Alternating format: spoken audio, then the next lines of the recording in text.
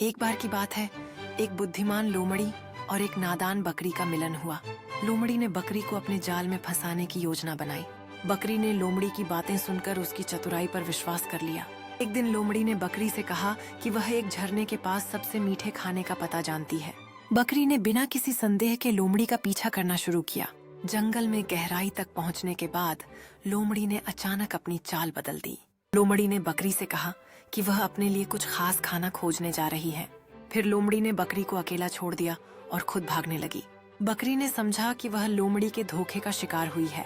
इस घटना ने बकरी को समझाया कि सभी दोस्त सच्चे नहीं होते। बकरी ने अपने अनुभव से सीखा कि सावधानी हमेशा जरूरी होती है। वह अपने दोस्तों के प्रति अधिक सतर्क रहने लगी और समझदारी से संबंध बनाने लगी। इस तरह बकरी ने अपनी नादानी को पीछे छोड़ते हुए एक मजबूत और बुद्धिमान दोस्त बन गई। अब वह हमेशा अपने निर्णयों में सावधानी बरतने लगी और नए दोस्तों का चयन सोच समझकर करने लगी। इस अनुभव ने बकरी को यह सिखाया कि सच्ची दोस्ती समय और परीक्षण से परखी जाती है।